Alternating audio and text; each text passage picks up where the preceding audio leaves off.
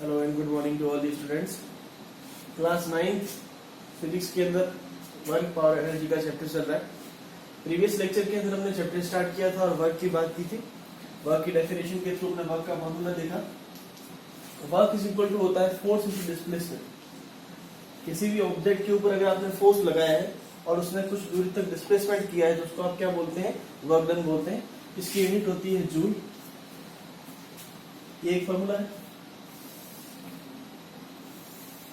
इसी फॉर्मूले पे बेस हम न्यूमेरिकल करेंगे आज। कुछ एग्जांपल्स हैं। एग्जांपल है, क्वेश्चन ले लें आप। जैसे फर्स्ट वाला है, a man lifts a luggage of 15 kg from the ground and put it on his head. एक मैन आदमी ने 15 kg का वेट उठा के अपने सिर पे रख लिया, ठीक है, 1.5 मीटर अबव द ग्राउंड। और ग्राउंड से हाइट कितनी है उसकी? 1.5 मीटर। 15 kg का ब्लॉक है, 15 kg का कोई ब्लॉक मान ले, कोई लगेज मान ले, उसको उठा के और 1.5 मीटर की हाइट से लिफ्ट करके उसने अपने सिर पे रख लिया। तो 1.5 मीटर की हाइट है। Calculate the work done by him on the luggage. अब आपको पूछा है वर्क डन फाइंड करना है इस आदमी का लगेज के ऊपर, ठीक है। चलिए, फॉर्मूला होता है, अब वर्क डन का हमारे पास में फॉर्मूला होता है F dot d. W is equal to F dot d या F डी कॉस थीटा बोलते हैं। अब देखिए, डिस्प्लेसमेंट तो हमारे पास पड़ा है कि भाई ऑब्जेक्ट को कितना लिफ्ट करना है। पहले ग्राउंड पे था तो ग्राउंड पे हम जीरो माने, जीरो से लेके 1.5 मीटर तक लिफ्ट करना है, तो 1.5 मीटर का डिस्प्लेसमेंट आ जाएगा, ठीक है। लेकिन फोर्स की बात करें, फोर्स कहां से आएगा? अब देखिए, फोर्स हम अगर ध्यान से देखें तो फोर्स कैलकुलेट कर लेते हैं पहले। अब फोर्स हम बात करें, यहां पे फोर्स कौन सा लग रहा है? आप कह रहे हैं कि भाई हमने इस लगेज पे 15 kg का काम किया। अब 15 kg का काम आप देखिए ग्रेविटेशन के अपोज में लग रहा है। तो ग्रेविटेशन के लिए फोर्स क्या होता है भाई? कोई ऑब्जेक्ट ग्राउंड पे रखा, उसका वेट क्या होता है? उसका वेट उसका फोर्स होता है। तो यहाँ पे ग्रेविटेशन का फोर्स इक्वल टू क्या हो जाएगा? m इंटू जी। सही, फोर्स m टू जी होता है, वेट के बराबर। वेट और फोर्स इक्वल ही है। Weight is equal to mg होता है, फोर्स भी क्या mg है। अच्छा, तो force is equal to m कितना दे रखा है? 15 एंड g आपको दे रखा है, क्वेश्चन के अंदर ही बोला है। एंड आप पुट करें ना, नहीं भी दे रखा है, क्या याद रखें, आपको पता है g इज इक्वल टू 9.8 ले सकते हैं या फिर 10 ले सकते हैं। तो f आपके पास कितना है? 150 न्यूटन। अब 150 न्यूटन का आपके पास फोर्स आ गया। अब देखिए फॉर्मूले के अंदर वैल्यू पुट करेंगे, w is equal to 150 newton का फोर्स और डिस्प्लेसमेंट कितना है? 1.5 मीटर का। क्लियर? जो हमारे पास फोर्स था वो किसका था? ग्रेविटेशन फील्ड के अपोजिट का। वो कितना आ रहा है? 1.150 न्यूटन। अब वर्क डन हमारे पास कितना आएगा? 1.5 इसको करेंगे 15 into 50 225 newton, sorry joule. Work done आ गया हमारे पास में 225 जूल। क्लियर? नोट कर लें।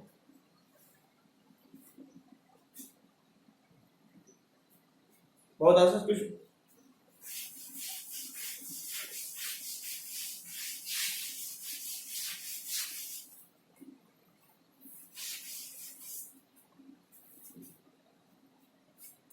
आपको अभी जो बुक के अंदर वगैरह सब जगह क्वेश्चंस देखने को मिलेंगे वो सारे सिंपल फॉर्म के अंदर ही होंगे।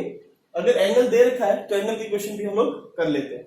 जैसे बोला है example second, a force of 10 Newton, a force of displace the body by 5 metre.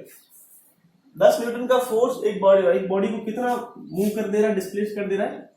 5 metre. ऐसा कोई ब्लॉक था माने, F फोर्स उस पर अप्लाई किया तो डिस्प्लेस कितना हो जा रहा है? D, ठीक है। अब फोर्स आपने कितना लगाया है? 10 न्यूटन का, और वो कितना डिस्प्लेस हो रहा है? 5 मीटर। बात समझ आ गई? आपको पूछा है and the angle between the force and displacement is 60 degree. आपको फोर्स और डिस्प्लेसमेंट के बीच का एंगल भी दे रखा है। चलो, डिस्प्लेसमेंट ये तो फोर्स इस तरह से, अगर डिस्प्लेसमेंट इस तरह से हो रहा है तो फोर्स इस एंगल से नहीं लग रहा है। हम मान लेते हैं फोर्स को आपने इस तरह से लगाया, जिस तरह हमने पहले बात कर रखी है, हमने फोर्स को ऐसे लगाया, सपोज कीजिए। अगर डिस्प्लेसमेंट इस डायरेक्शन के अंदर है तो आप देखिए ध्यान से, डिस्प्लेसमेंट ये डी, ठीक है, और इन दोनों के बीच का ये एंगल ग्राउंड के साथ ही बनता है, ठीक है। इसको हम जब रिप्रेजेंट करते हैं इस तरह से लिखते हैं, और ये एंगल आपको दे रखा है 60 डिग्री, सही बात। फोर्स और डिस्प्लेसमेंट के बीच का एंगल दे रखा है, तो हम थीटा इज इक्वल टू लिख लेते हैं 60 डिग्री, क्लियर। अब आपको पूछा है वर्क डन फाइंड कीजिए, then find the work done. देखिए कैसे, पहले तो डायग्राम बना ले आप लोग, सॉल्यूशन वहीं से स्टार्ट हो रहा है। एफ फोर्स लग रहा है किसी एक डायरेक्शन के अंदर, फोर्स की वैल्यू दे रखी है और आपको डिस्प्लेसमेंट की वैल्यू भी दे रखी है, और फोर्स और डिस्प्लेसमेंट के बीच का एंगल भी दे रखा है। अब देखिए W is equal to work done का फॉर्मूला होता है फोर्स डिस्प्लेसमेंट कॉस थीटा। आपको बताया था F डॉट डी होता है, और जो बीच में होता है क्रॉस का, उससे हम क्या लेते हैं, कॉस थीटा। कॉस थीटा के लिए हम ट्रिग्नोमेट्री की थोड़ी सी बात पिछली बार की थी हमने। कुछ एंगल है कॉस के, वो आप याद कर लें, ठीक है ना। जैसे क्वेश्चन के अंदर गिवन है, अब cos 60 की वैल्यू आपको नहीं पता है, ट्रिग्नोमेट्री आपके सिलेबस में नहीं है, इसलिए क्वेश्चन में मेंशन कर रखा है cos 60 की वैल्यू कितनी होती है, √3/2 जो भी दे रखा है, आपको दे रखा है cos 60 की वैल्यू 1/2 सॉरी, और cos 60 आपको दे रखा है 1/2, ठीक है। चलिए वैल्यू पुट कर लेते हैं सभी के अंदर। W is equal to F, अब फोर्स कितना है 10 न्यूटन का, डिस्प्लेसमेंट कितना हो रहा है 5 मीटर का, और cos थीटा पूरे की वैल्यू इस पूरे की वैल्यू कितनी है 1/2, cos 60 कितना होता है 1/2, तो वर्क डन कितना हो जाएगा 25 जूल, ऐसा सही। अब ऐसे समझिए कि ये जो आप इस तरह भी ले सकते हैं, देखिए फोर्स की, अब ये डिस्प्लेसमेंट हो रहा है, डिस्प्लेसमेंट तो इसी डायरेक्शन में होगा, अगर ब्लॉक इस साइड से इस साइड मूव कर रहा है तो। अब ये डिस्प्लेसमेंट इस डायरेक्शन के अंदर कितना हो रहा है 5 मीटर का हो रहा है, तो मैं बोलूं कि फोर्स की डायरेक्शन में डिस्प्लेसमेंट कौन सा है, ये वाला कंपोनेंट, ये दिख रहा है आपको, ये वाला कंपोनेंट जो है ना वो है d cos 60, ये है, आप बोले ये अगर d है तो ये होता है d cos 60, ठीक है, आप आगे जाके पढ़ेंगे, तो ये वाला कंपोनेंट होगा d cos 60, ठीक है। लिख ले भले, याद रहना चाहिए आपको, नोट करें इसको।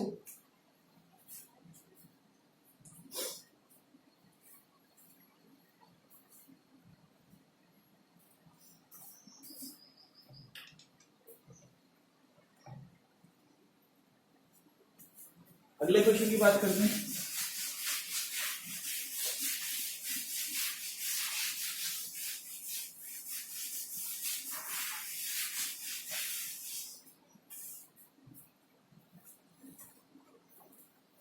आगे क्वेश्चन नंबर 3 दे रखा है, वो भी कुछ इस तरह से दे रखा है, देखिए a student pools a total, question number 3, आपके एग्जांपल जो बुक में दे रखे हैं वो एग्जांपल आप लोग जरूर सॉल्व करें।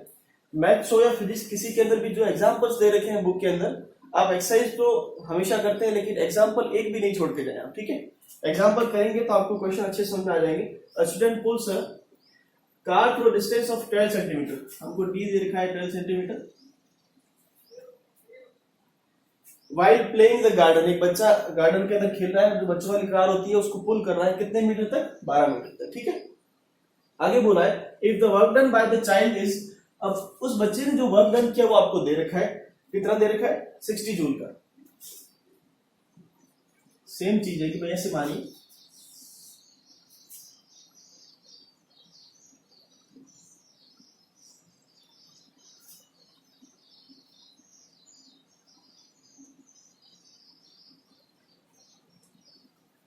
एक बच्चा है, ठीक है, गार्डन के अंदर खेल रहा है, अब उसके पास में जो कार है उसको उसने कितने मीटर तक डिस्प्लेस किया है 12 मीटर तक, भाई सही बात।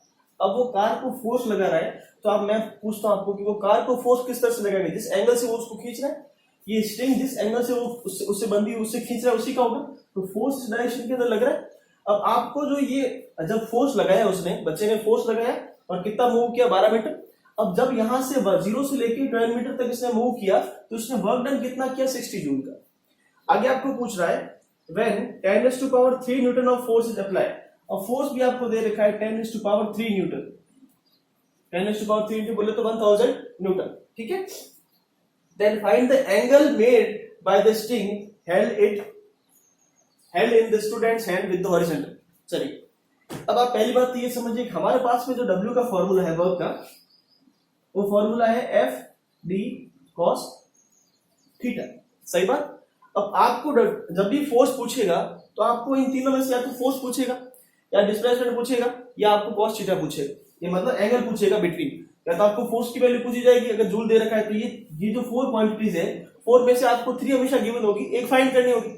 अरे बहुत सारे तरह के इक्वेशन बन सकते हैं ना, आपको फोर्स दे रखा है, डिस्प्लेसमेंट दे रखा है और एंगल भी दे रखा है, तो आप सीधा वर्क डन कैसे निकालोगे, तीनों को मल्टीप्लाई करके, हमने प्रीवियस क्वेश्चन में किया, ठीक है।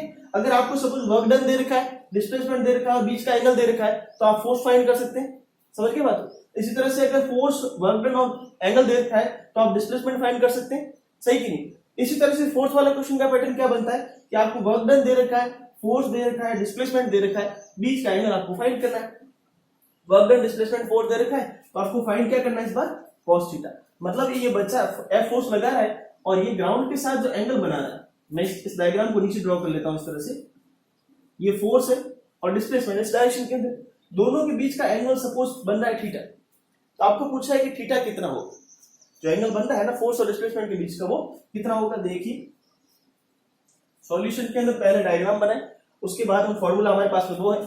चलिए फॉर्मूले के अंदर अगर वैल्यू पुट करें तो डायरेक्ट यहां से लिख रहा हूं, वर्क डन की वैल्यू कितनी, 60 जूल। सारे के सारे एमकेएस के अंदर है, यूनिट का हमेशा ध्यान रखें।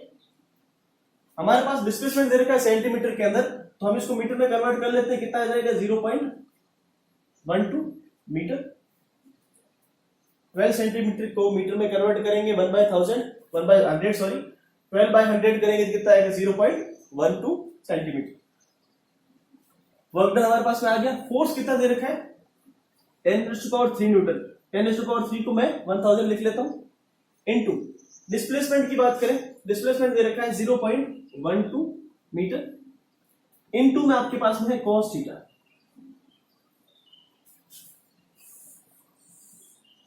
इनटू में कॉस थीटा। हमको सिर्फ कॉस थीटा की वैल्यू फाइंड करनी है, तो जो अननोन क्वांटिटी उसको एक साइड लाए और जितनी नोन क्वांटिटी उनको एक साइड ला ले। तो 60 ये किस तरह से बनेगा, देखिए 60 यहां पे 1000 इंटू 0.12 इसके डिवाइड में आ जाएंगे, तो 1000 इंटू 0.12। अब देखिए 1000 को 0.12 से मल्टीप्लाई करेंगे तो 120 आ जाएगा, क्योंकि ये 2 जीरो से क्या बन जाएगा 12 और 1 जीरो से क्या बनेगा 120। सो आप ध्यान से देखिए cos theta is equal to 60/120, ठीक है। कितनी बार जाएगा 1 and 2। तो आप देखिए आपके पास में cos थीटा की वैल्यू, इतना नोट करें पहले प्लीज,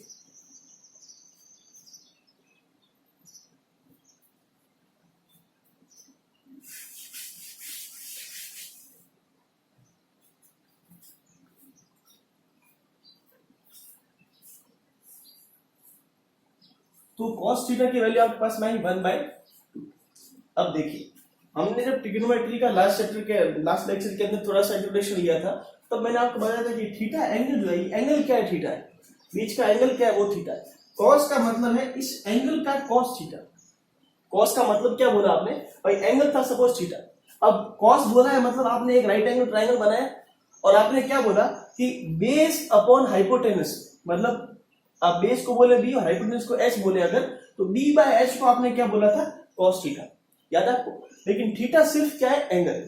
आपको एंगल यहां पे लिखना होता है, कॉस थीटा का मतलब वैल्यू आपको यहां पे दे रखी है, ठीक है ना, सही बात, समझे बात को। और अच्छे समझा देता हूं एक बार के लिए, जैसे आपको ये इस तरह से दे रखा है, ये ट्राइंगल होता है, राइट एंगल ट्राइंगल, पिछली बार बात की हमने।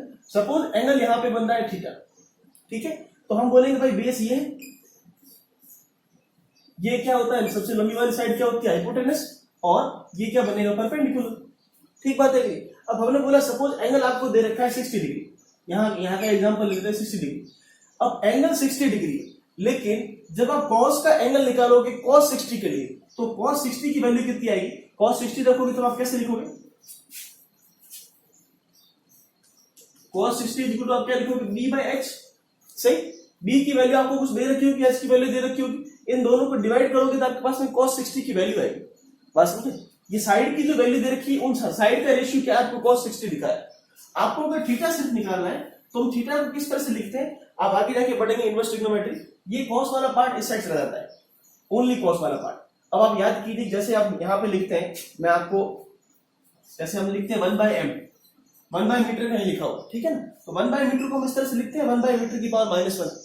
क्यों लिखते हैं, क्योंकि ये जो m वाला पार्ट है वो नीचे की साइड, नीचे से ऊपर आएगा तो 1 का क्या बनेगा -1। ऐसे ही आप ऐसे समझिए कि cos वाला पार्ट जो होता है ना वो नीचे से जाता है, नीचे से ऊपर आएगा तो क्या बनेगा, cos की पावर -1। ऐसे आप याद रखें, सही। अब हम कहते हैं कि cos theta inverse 1/2 cos theta की -1/2 वैल्यू कब होती है, हम जब याद करते हैं टेबल हमको याद है सारी, जीरो से लेकर, हमने पिछले क्वेश्चन में किया है, cos 60 की वैल्यू कितनी होती है, 1/2 होती है। इसलिए हम बोलेंगे कि हमारे पास में थीटा कितना आया, 60 डिग्री। टेबल आपको मैं अभी लिखवा देता हूं, कुछ cos की वैल्यू आप याद कर लें, नोट करें इसको।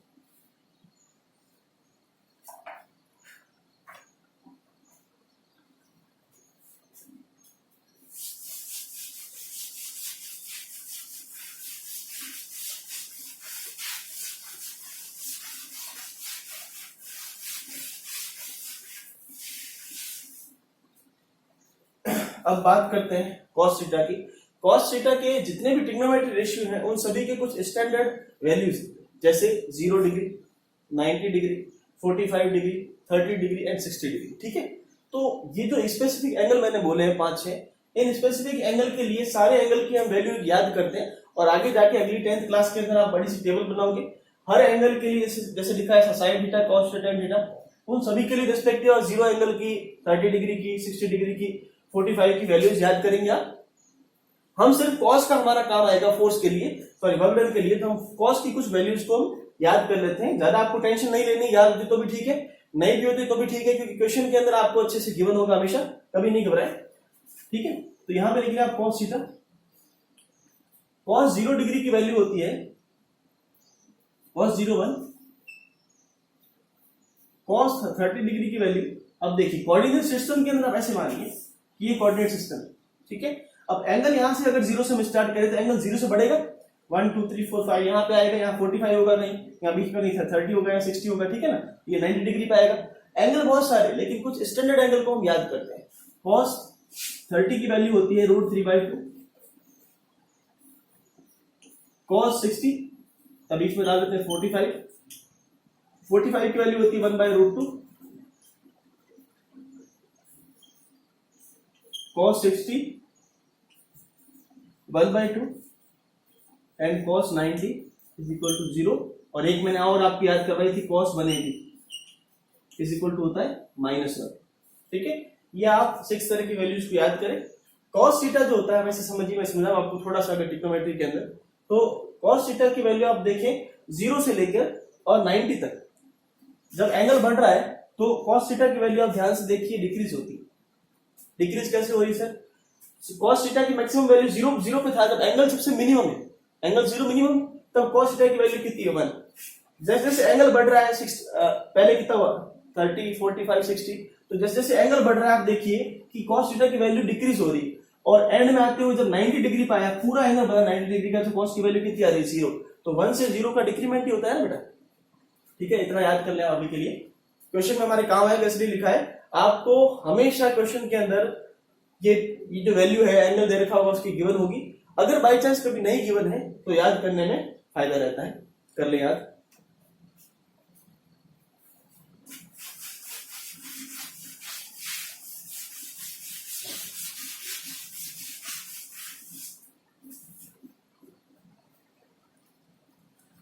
चलिए, इफ अगला क्वेश्चन है,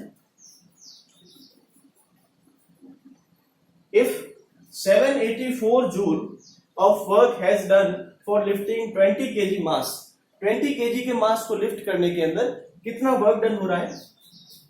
तो सबसे पहले वर्क डन आपको दे रखा है 784 जूल, और मास कितना है, किसी ब्लॉक होगा या जो भी लगेज दे रखा है आपको, 20 kg के लगेज को लिफ्ट करने के अंदर कितना वर्क लग रहा है 784 जूल का।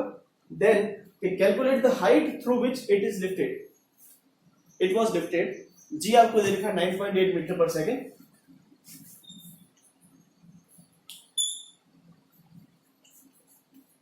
बोला है भाई साहब कि देखिए ये सपोज कोई ब्लॉक है, मान लेते हैं 20 kg का ये ब्लॉक है, ठीक है। अब इस ब्लॉक को किसी एक हाइट तक ऊपर हमने लिफ्ट किया है, ठीक है। अभी हम पढ़ेंगे आगे जाके ये क्वेश्चन, आपने पिछले क्वेश्चन में आपने नोट नहीं किया ध्यान से, पिछले क्वेश्चन के अंदर हम एनर्जी की बात करेंगे, जब वर्क के बाद एनर्जी की बात करेंगे तो एनर्जी के अंदर हम पढ़ेंगे कि मैकेनिकल एनर्जी दो तरह की होती है, काइनेटिक एनर्जी और पोटेंशियल एनर्जी। जब एक ऑब्जेक्ट के आप हाइट पे लेके जाते हो उसके अंदर पोटेंशियल एनर्जी स्टोर होती है। अब वो पोटेंशियल एनर्जी कैसे होती है वो हम बाद में पढ़ेंगे, लेकिन पोटेंशियल एनर्जी आती है वर्क डन से ही। अब एक ब्लॉक को हमने कुछ एक हाइट तक यहां तक लिफ्ट किया, सपोज मान ले कि ये हाइट जो है वो h है, ये h हाइट हमको पूछा है किस हाइट तक लिफ्ट किया है, ठीक है। अब जीरो से लेकर मतलब a पॉइंट से लेकर और b पॉइंट तक लिफ्ट करने के अंदर वर्क डन कितना किया गया, 784 जूल का। और इस ब्लॉक का मास हमको दे रखा है 20 kg का, तो हमको पूछा है जी भी आपको दे रखा है 9.8, हमको पूछा है कि हाइट निकालिए, ठीक है। अब हाइट कैसे निकालेंगे आप देखिए, हमारे पास तो भाई सीधा सा फॉर्मूला है किसका, वर्क का। वर्क का फॉर्मूला क्या होता है, F D, force into displacement. Angle की बात नहीं की है, क्यों नहीं की है, क्योंकि सर एंगल और डिस्प्लेसमेंट दोनों एक ही एंगल के अंदर, सॉरी फोर्स और डिस्प्लेसमेंट दोनों एक ही एंगल के अंदर है, ठीक है। तो कॉस की बात करें, कॉस 0 हो जाएगा, कॉस 0 1 हो जाएगा, इसलिए थीटा यहाँ पे नहीं लिखा है। फोर्स भी ऊपर है, डिस्प्लेसमेंट भी ऊपर है, तो कॉस थीटा कितना हो जाएगा 0, कॉस 0 की वैल्यू 1 होती है, तो नहीं लिखा हमने, ठीक है। अब देखिए हमारे पास में ये चीज है, अब सोचिए W इज इक्वल टू, मैं जिस हम A से B पे लेके जा रहे हैं तो कौन सा फोर्स अप्लाई कर रहे हैं, ऑब्वियस सी बात है ग्रेविटेशन का फोर्स। ग्रेविटेशन के फोर्स को क्या बोलते हैं, वेट, और वेट को हम क्या बोलते हैं, m इंटू जी। तो मैं फोर्स की जगह क्या लिख लूं, m इंटू जी लिख लूं, सही बात। और D हमारे पास क्या डिस्प्लेसमेंट है। अब डिस्प्लेसमेंट सोचिए यहाँ पे किसी हाइट पे जा रहे हैं तो मैं इसको h लिख लूं, कोई दिक्कत, सही बात। अब हमको क्या चाहिए, हमको वो h चाहिए, हाइट चाहिए, सही लिखा है भाई। फोर्स की जगह हमने क्या लिखा, m इंटू जी, क्योंकि हम ग्रेविटेशन के अपोज में जा रहे हैं, ग्रेविटेशन फोर्स की बात करेंगे। अब हमको निकालना है h, h की वैल्यू आपको फाइंड करनी है, तो h बराबर क्या होगा, ये m g इसके नीचे आ जाएगा w की, तो work done upon m into g. अब देखिए हमारे पास h की वैल्यू फाइंड करनी है, बाकी सारी वैल्यू हमको गिवन है, 1 बाय 1 वैल्यू पुट कीजिए। 784 w की वैल्यू है, मास आपको दे रखा है 20 kg का, और बोला है कि 9.8 मीटर पर सेकंड स्क्वायर का g है, फाइंड इट। जब इसको आप फाइंड करेंगे तो आपके पास में 1 मीटर के अंदर हाइट आ जाएगी। कैलकुलेट कर ले बेटा इसको, ठीक बात, नोट कर ले।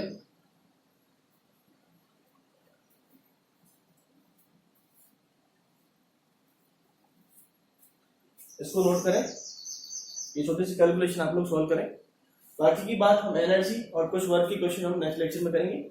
Thank you.